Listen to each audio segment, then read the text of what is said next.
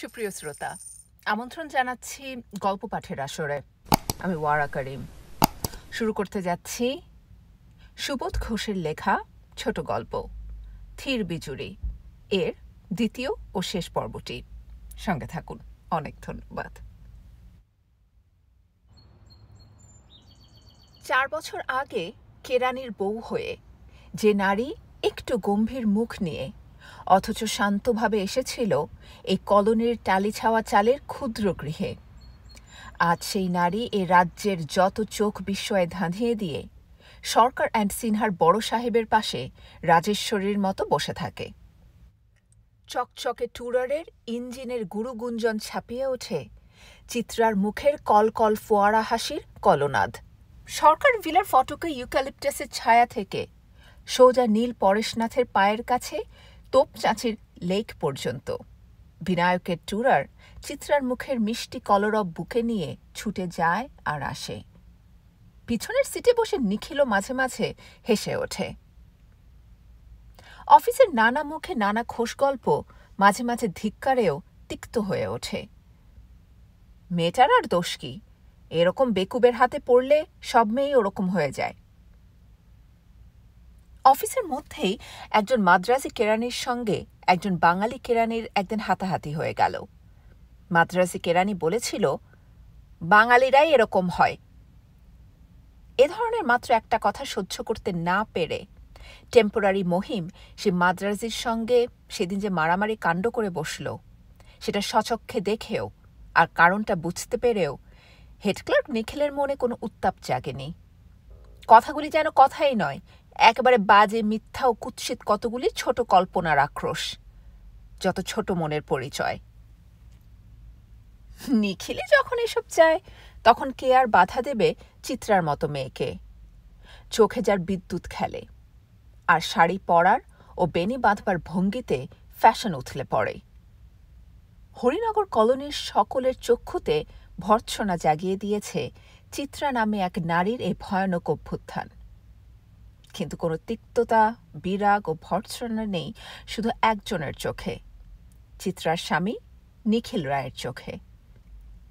লোকে আলোচনা করে, অফিসের নানা মুখে একটা হতভম্ব অবস্থাও মাঝে মাঝে ফুটে ওঠে।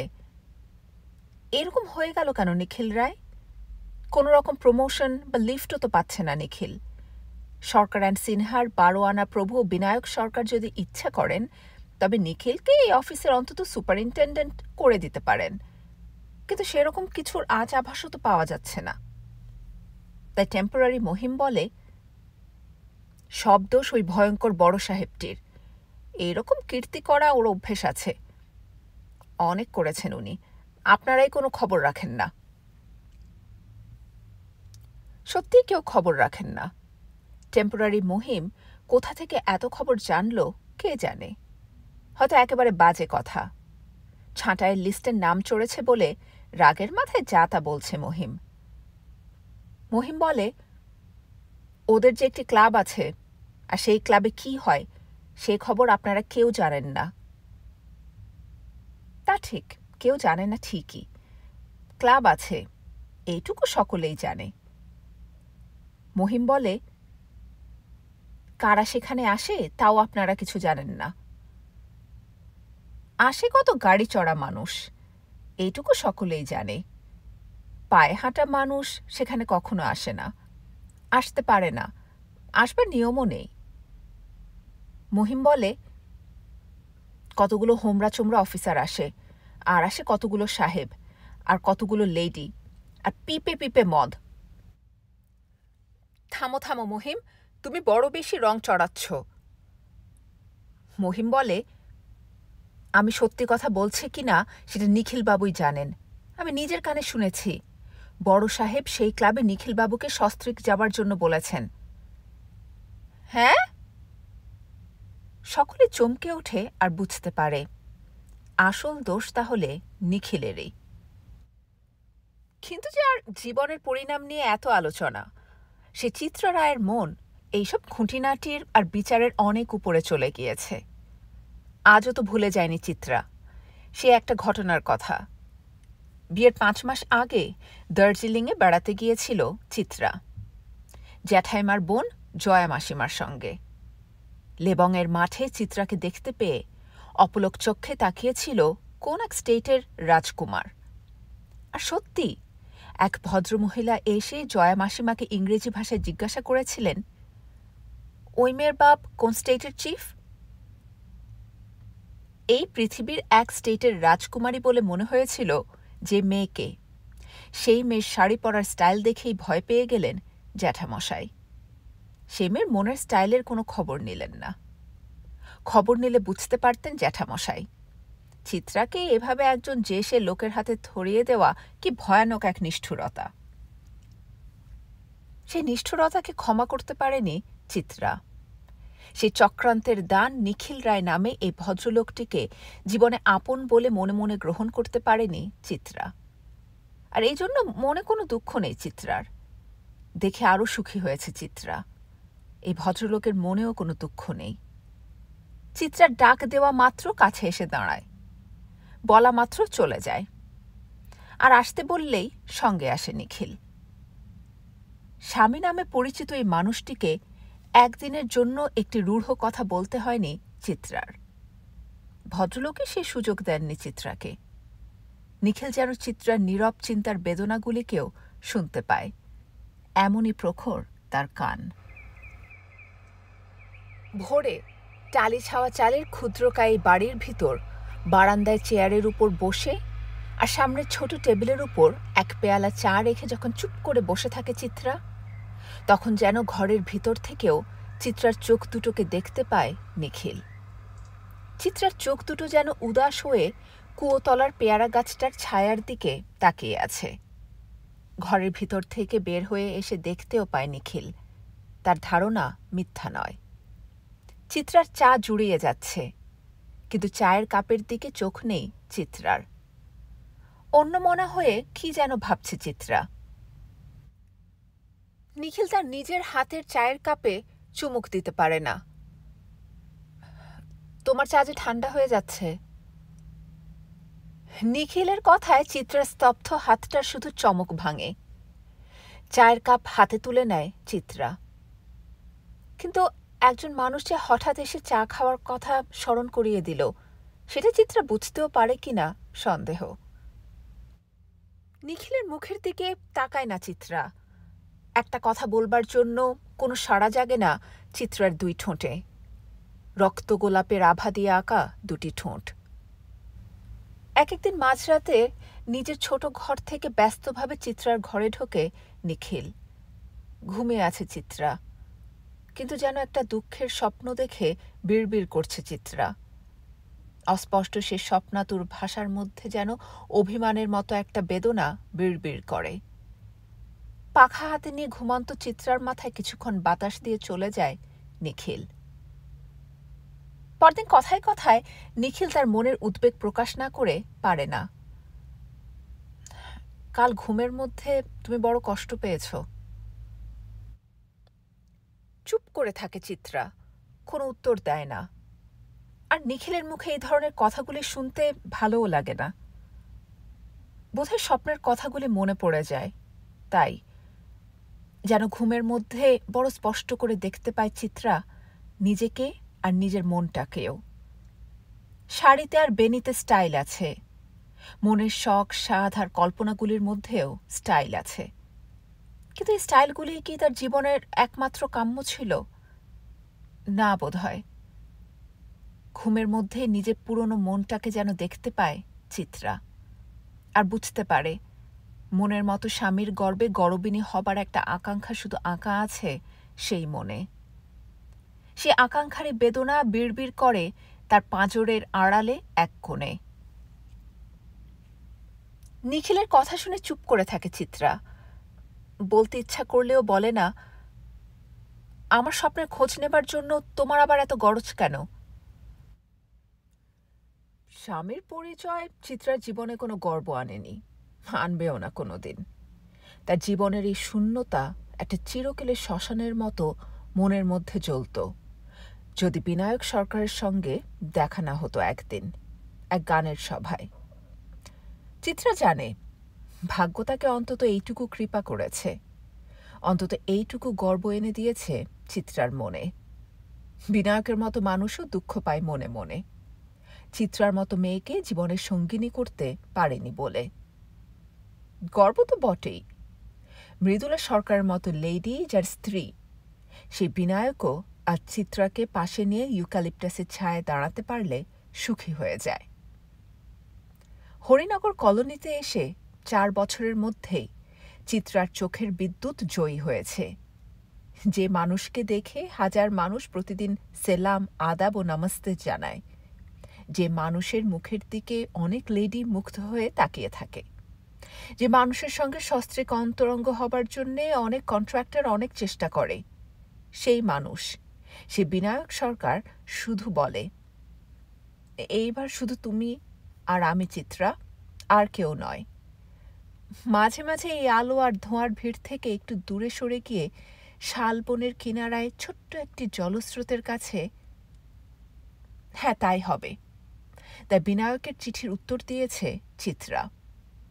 অনেকবার এই আহ্বানের ভাষা বুকে লুকিয়ে নিয়ে চিত্রার কাছে এসেছে বিনায়কের অনেক চিঠি। আজ প্রথম উত্তর দিল চিত্রা, কারণ চিত্রার মনে আর কোনো প্রশ্ন নেই। সন্ধ্যার জন্য বিকাল থেকে প্রস্তুত হয়েছিল চিত্রা, আর সন্ধ্যা হবার আগেই বিনায়কের কাছ থেকে চিঠির উত্তর নিয়ে অফিস থেকে বাসায় ফিরল নিখিল। জানিয়েছে বিনায়ক, সুখী হলাম চিঠি পেয়ে। আজ আমার সরকার অ্যান্ড সিনহার সিলভার জুবিলি। কিন্তু তুমি বুঝবে চিত্রা, আজ আমার জীবনের এক তৃপ্তির জুবিলি। কারণ চিঠিতে তোমার মন চিনতে পারলাম এই প্রথম। গাড়ি যাবে। চিঠি পড়ার পর চিত্রার চোখ পড়ে নিখিলের হাতে আরেকটি চিঠি রয়েছে, সোনালি অক্ষরে ছাপানো একটি কার্ড। চিত্রা বলে, ওটা কি? নেমন্তন্নের কার্ড। কার নেমন্তন্ন? মিস্টার অ্যান্ড মিসেস নিখিল রায়ের। চিত্রার গলার স্বরে হঠাৎ একটা জ্বালা যেন কেঁপে ওঠে। তার মানে? সরকার অ্যান্ড সিনহার সিলভার জুবিলি আজ। সরকার ভিলাতে ককটেল পার্টি আছে, নেমন্তন্ন করেছেন মিস্টার সরকার। তোমাকেও? হ্যাঁ, তাই তো নিয়ম। চিত্রা চুপ করে থাকে কিছুক্ষণ, তারপরেই যেন নিজের মনে বিড়বিড় করে, নিয়ম তো আছে জানি, কিন্তু এই নিয়মের অর্থ খুঁজে বের করবার কোনো অর্থ আজ আর নেই। বেশিক্ষণ অপেক্ষাও করতে হয় না চিত্রাকে। বড় সাহেবের চকচকে টুরার পৌঁছে যায় হেড ক্লার্কের কোয়ার্টারের সম্মুখে। একই সঙ্গে পাশাপাশি হেঁটে গাড়িতে গিয়ে উঠে বসে নিখিল আর চিত্রা, মিস্টার ও মিসেস রায়, স্বামী আর স্ত্রী। গাড়িতে শান্তভাবে বসে রইল চিত্রা, কিন্তু রাগ হয় বিনায়কের উপর। আজ এত স্পষ্ট করে জানতে পেরেও এরকম ব্যবস্থা করল কেন বিনায়ক? চিত্রা রায়ের জীবনে প্রথম প্রণয়ের অভিসারে নিখিল রায় নামে লোকটিকে চিত্রার সঙ্গে কেন যেতে বলল বিনায়ক? বিনায়ককে চিঠি দেবার সময় হাত কাঁপেনি যার, সে শক্ত মনের চিত্রা রায়ও তার পাশের এই তুচ্ছ একটা অস্তিত্বকে সহ্য করতে অস্বস্তি বোধ করে। দুঃসহ এই অস্বস্তি। কিন্তু সব অস্বস্তি মুহূর্তের মধ্যেই দূর হয়ে গেল। ইউক্যালিপটাসের পাশে মস্ত বড় শামিয়ানা আর আলোয় আলোকিত আসর। চকচকে টুরার যেন একেবারে এক নতুন জগতের সিংহদ্বারে নিয়ে এসে পৌঁছে দিল চিত্রাকে। এগিয়ে এলো বিনায়ক, আর বিনায়কের অভ্যর্থনার হাতে হাত দিতে ঝিলিক দিয়ে হেসে উঠল চিত্রার চোখের বিদ্যুৎ। যেন ছোট ছোট কুঞ্জ দিয়ে সাজানো একটা জগৎ। প্রতিটি কুঞ্জের ফুলের স্তবকের মধ্যে বিদ্যুতের রঙিন বাতি জ্বলে। প্রতিটি কুঞ্জে একটি করে টেবিল আর 2টি করে চেয়ার। একদিকে নাচের আসর তৈরি করা হয়েছে, ছোট একটি ডায়াস।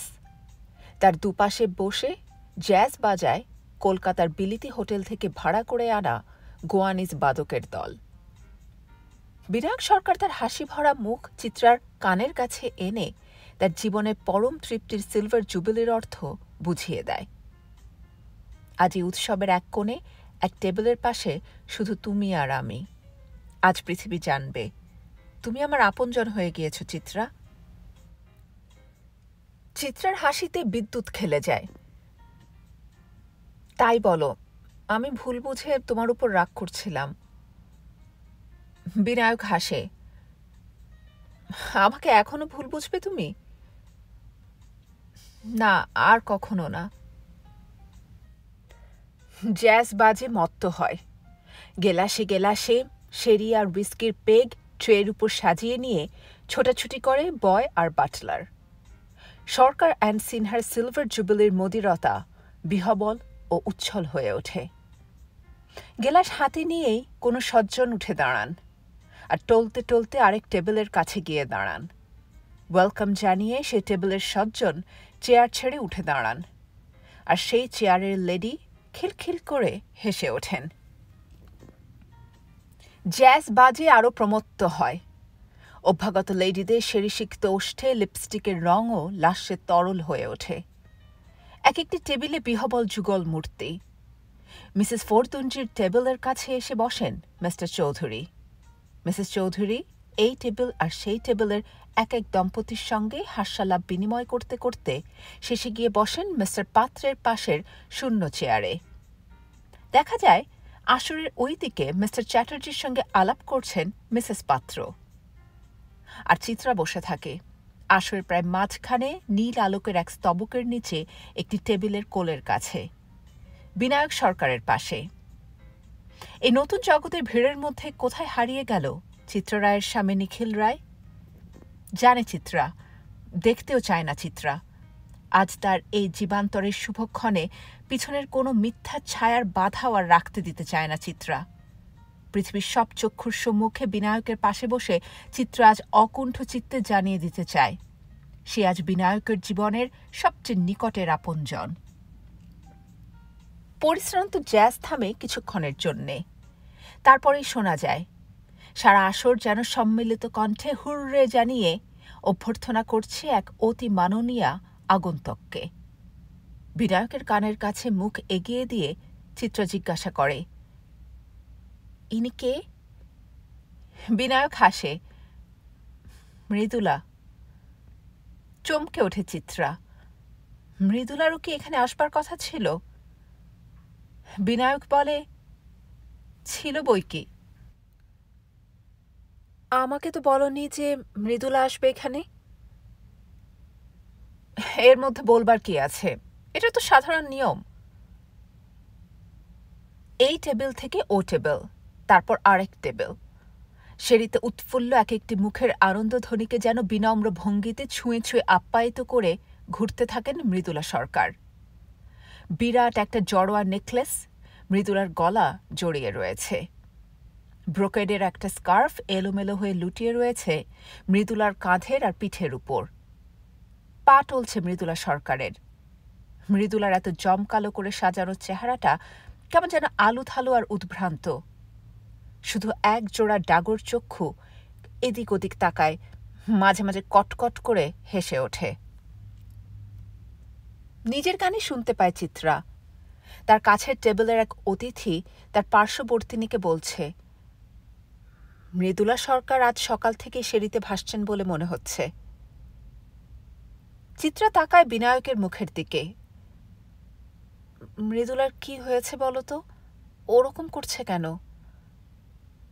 বিনায়ক বলে, চিরকাল যা করে এসেছে তাই করছে। কি? টিপসি, মাত্রা বেশি হয়ে গিয়েছে। আলোর আসরের মধ্যে একটা অন্ধকার যেন ধুকপুক করে উঠল। এ কি কথা বলছে আজ বিনায়ক তার নিজের মুখে? এই কি বিনায়কের গল্পে সে পতিব্রতা প্রেমিকা স্ত্রী মৃদুলা সরকার? চিত্রা বলে, তোমার কথা শুনে মৃদুলার সম্বন্ধে আমার অন্যরকম ধারণা হয়েছিল। কি ধারণা হয়েছিল? মনে হয়েছিল এইসব সেরি টেরির মানুষ নয় মৃদুলা। সেরি সম্বন্ধেই তোমার মনে ভুল ধারণা রয়েছে ডিয়ার চিত্রা। চিত্রার মুখের দিকে অদ্ভুত এক অলস ভঙ্গিতে তাকিয়ে কথা বলে বিনায়ক। হাসে চিত্রা রায়। রক্তগোলাপের আভা দিয়ে গড়া দুই ঠোঁট যেন একটা বিস্ময় সহ্য করবার জন্য জোর করে হাসতে থাকে। অদ্ভুত ভীরু ভীরু হাসি। বিনায়কের অনুরোধে শেরির গেলাস 2 ঠোঁটের ভীরু হাসির কাছে তুলে নিতে গিয়েই হঠাৎ হাত থামায় চিত্রা। মৃদুলার রঙিন মূর্তিটার দিকেই আবার চিত্রার 2 চোখের দৃষ্টি ছুটে চলে যায়। মনে হয় চিত্রার শেরির নেশায় টলমল 2টি চক্ষুর দৃষ্টি দিয়ে আর বাঘিনীর মতো দুর্দান্ত একটা আগ্রহ নিয়ে কি যেন খুঁজে বেড়াচ্ছে মৃদুলা সরকার। কটকট করে হেসে উঠছে মৃদুলার চোখ। দেখতে নেহাত অসুন্দর নয় মৃদুলার মুখ। নিজের রূপ সম্বন্ধে চিত্রার মনের ধারণায় যথেষ্ট অহংকার থাকলেও মৃদুলাকে সুন্দর বলে স্বীকার করতে পারে চিত্রা। যেন অন্যমনস্ক হয়ে গিয়েছিল চিত্রা। জ্যাজের শব্দের চমক ভাঙে আর দেখতে পায় দূরে দাঁড়িয়ে আসরের মাঝখানে এই টেবিলের দিকেই তাকিয়ে কটকট করে হাসছে মৃদুলার 2 চক্ষু। থরথর করে কেঁপে ওঠে চিত্রা। প্রশ্ন করে চিত্রা, মৃদুলা এখানে এসে বসবে নাকি? ওগো না না না, বিনায়ক বলে। কিন্তু একটা ভয়ের শিহর যেন ধীরে ধীরে চিত্রার শরীরের রক্তে ঠান্ডা সাপের মতো শিরশির করে ঘুরে বেড়ায়। বিনায়ক সরকারের পরিণীতা স্ত্রীর কি জীবন! বেশ তো অদ্ভুত রকমের উজ্জ্বল জীবন। আলোর মেলার মধ্যে দাঁড়িয়ে কটকট করে হাসছে ওর চোখ। এদিকে আসে না, ওদিকেই ঘুরে বেড়ায় মৃদুলা। তবু দেখতে ভয় করে চিত্রার। বিনায়কের মতো মানুষের পরিণীতা প্রেমিকা হয়েও এরকম হয়ে গেল কেন মৃদুলা? এই কি রঙিন আর উজ্জ্বল জগতের নিয়ম? কি যেন সন্ধান করে ফিরছে মৃদুলা, এবং টেবিলের পর টেবিলের ছায়া পার হয়ে চলে যাচ্ছে আসরের একেবারে শেষে, একেবারে শামিয়ানার রঙিন ঝালরের গা ঘেঁষা ছায়া ছায়া একটি নিভৃতের একটি টেবিলের কাছে। পাথরের চোখের মতো স্তব্ধ আর অপলক হয়ে তাকিয়ে থাকে চিত্রার চোখ। নিঃশ্বাস বন্ধ করে দেখতে থাকে চিত্রা। সুন্দর ব্রোকেড জড়ানো এক বাঘিনীর কৌতূহল যেন এতক্ষণে শিকারের সন্ধান পেয়েছে। সেই টেবিলের পাশে বসে আছে একা একজন। তারই পাশে গিয়ে বসল মৃদুলা। ঢিপ করে একটা শব্দ যেন হঠাৎ বেজে উঠল চিত্রার বুকের ভেতর। ওখানে কেন মৃদুলা? ওই নিরীহ নির্বোধ মানুষটার কাছে কেন মৃদুলা? হেড ক্লার্ক নিখিল রায়ের সঙ্গে আলাপ করে কি লাভ হবে মৃদুলার? বিনায়ক ডাকে, চিত্রা। শুনতে পেয়েও মুখ ফিরিয়ে বিনায়কের দিকে তাকায় না চিত্রা। যেন সুদূর এক সংসারের রঙ্গমঞ্চের দিকে এক অদ্ভুত অদৃষ্টের খেলা দেখবার জন্যে তাকিয়ে আছে চিত্রা। দেখতে পায় চিত্রা বয়ের হাতে ট্রে থেকে 2টি গেলাস তুলে নিল মৃদুলা। একটি নিজের কাছে রেখে আরেকটি গেলাস নিখিলের হাতের কাছে সমাদরের ভঙ্গিতে এগিয়ে দেয় মৃদুলা। সাবধান! যেন এই মুহূর্তের অসাবধান মনের এক নতুন দুর্বলতার সুযোগ পেয়ে চিত্রার মুখে চমকে উঠেছে ছোট্ট একটা অস্ফুট আর্তনাদ।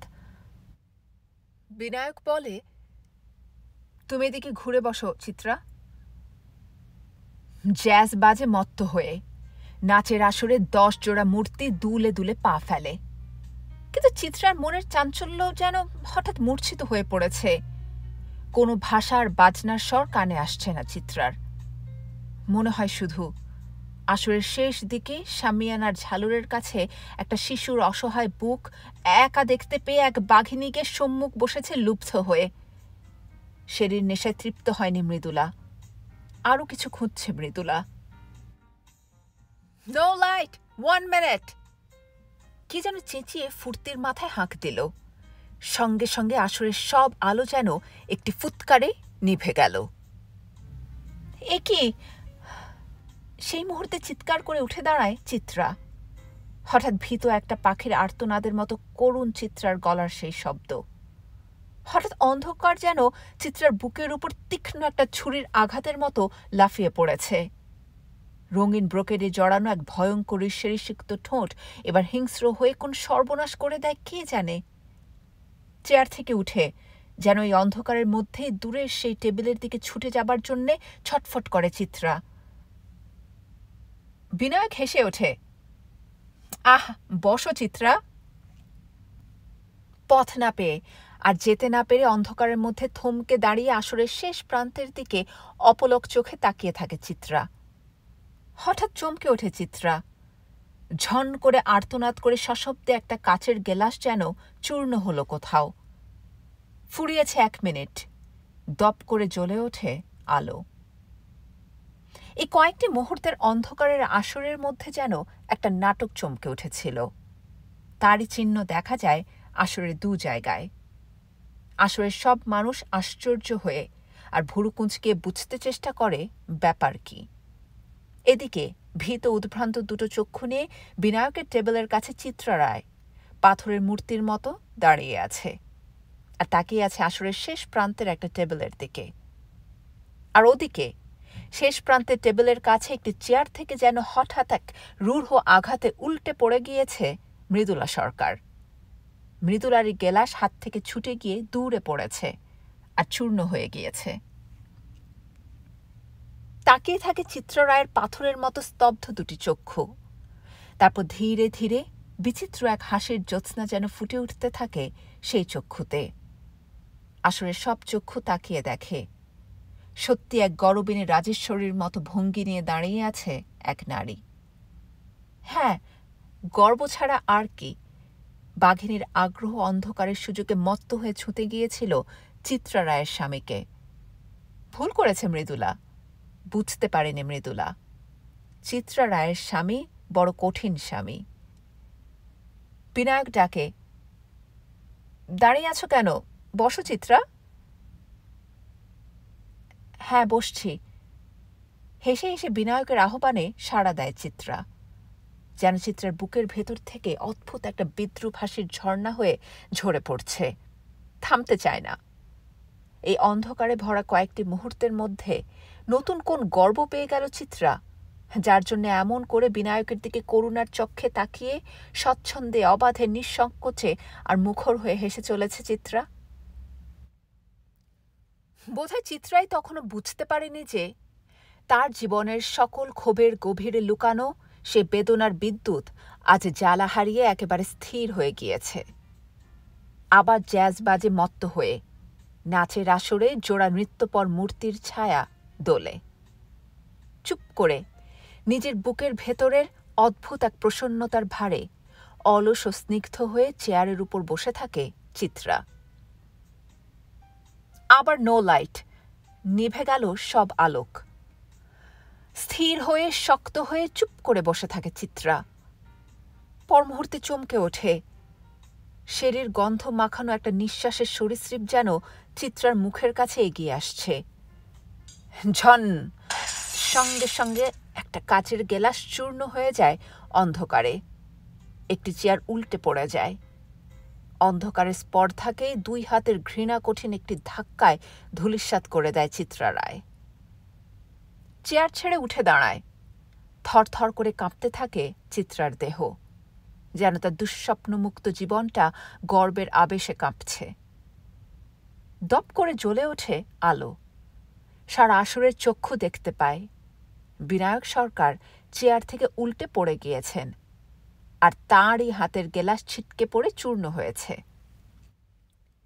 আসরের মাঝখানে দাঁড়িয়ে শামিয়ানার শেষ প্রান্তের ঝালরের দিকে ছায়া ছায়া এক নিভৃতে দাঁড়ানো এক মূর্তির দিকে তাকিয়ে হাত তুলে আহ্বান জানায় চিত্রা, এসো। ব্যস্তভাবে এগিয়ে এসে নিখিল রায় চিত্রারই পাশে দাঁড়ায়। খপ করে নিখিলের একটা হাত ধরে ফেলে চিত্রা। চলো। সারা আসরের চক্ষু কিছুক্ষণের জন্য বিস্মিত, অভিভূত ও একটু বিরক্ত হয়ে দেখতে থাকে। আসর ছেড়ে চলে যাচ্ছেন এক ভদ্রলোক আর এক ভদ্রমহিলা। কিরকম যেন ওদের দুজনের চলবার আর তাকাবার ভঙ্গি। মনে হয় একেবারেই ম্যানার্স জানে না।